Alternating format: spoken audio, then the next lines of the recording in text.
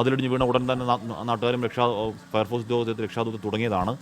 ആ മതിലിനടിയിൽ നിന്നും അയാളെ പുറത്തേക്കെടുത്തു.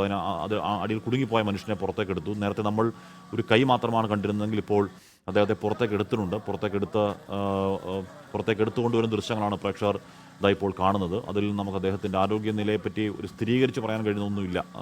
സാധാരണഗതിയിൽ നമ്മൾ സാധാരണ കാണുന്ന പോലെയുള്ള കാഴ്ചകളാണെങ്കിൽ അത് സങ്കടകരമായ ഒരു പരിസമാപ്തി അപകടത്തിനുണ്ടായി എന്ന് വേണം മനസ്സിലാക്കാൻ.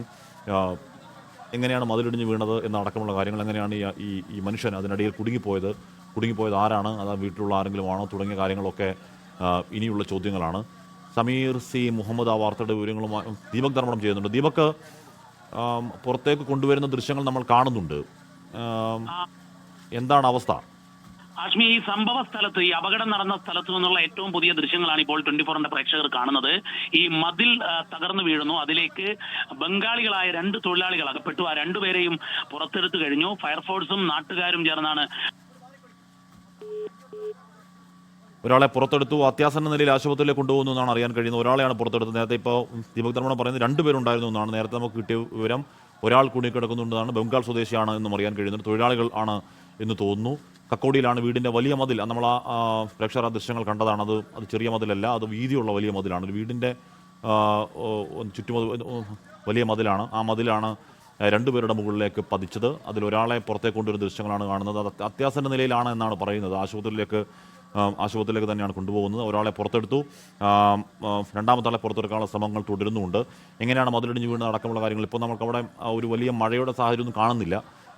ഒരുപക്ഷെ മതിൽ ദുർബലാവസ്ഥയിൽ നിന്ന് ആയിരിക്കാം. നമ്മൾ ഈ ചെങ്കല്ല് എന്ന് പറയില്ലേ, ചെങ്കല്ല് കൊണ്ട് കെട്ടിയ മതിലാണെന്ന് തോന്നുന്നു. ചെങ്കല്ല് അവിടെ അടുക്കി വെച്ചിട്ടുണ്ട്. അത് പണി നടന്നുകൊണ്ടിരിക്കുകയായിരുന്നു എന്ന് നമുക്ക് വ്യക്തമല്ല. നമുക്ക് ആ കാര്യങ്ങൾ ചോദിക്കാം അല്പസമയത്തിനകം സമീറിനോടോ ദീപകിനോടോ. ഇവിടെ ഇപ്പോൾ കാണുന്ന ദൃശ്യങ്ങൾ അതിനടിയിലുണ്ടായിരുന്ന ഒരാളെ എടുത്ത് പുറത്തേക്ക് കൊണ്ടുവരുന്ന ദൃശ്യങ്ങളാണ് നമ്മൾ കാണുന്നത്. അയാളുടെ ആരോഗ്യാവസ്ഥ സംബന്ധിച്ച കാര്യങ്ങൾ കുറച്ചുകൂടി വ്യക്തത വന്നതിന് ശേഷം നമുക്ക് പറയുന്നതാണ് ഉചിതം. എന്തായാലും സങ്കടകരമായ ദൗർഭാഗ്യകരമായ സംഭവമായി പോയി എന്ന കാര്യത്തിൽ തർക്കം അക്കാര്യത്തിലില്ല. ഇന്നലെ അല്പസമയം മുൻപാണ് ഈ കക്കോടിയിലെ സംഭവം ഉണ്ടായി. അധികം വൈകാതെ തന്നെ രക്ഷാദൗത്യം തുടങ്ങിയെന്ന് വേണം ആ ദൃശ്യങ്ങളിൽ നിന്ന് മനസ്സിലാക്കാൻ. നാട്ടുകാരൊക്കെ അവരെ കൊണ്ട് കഴിയുന്ന പോലൊക്കെ ചെയ്തു.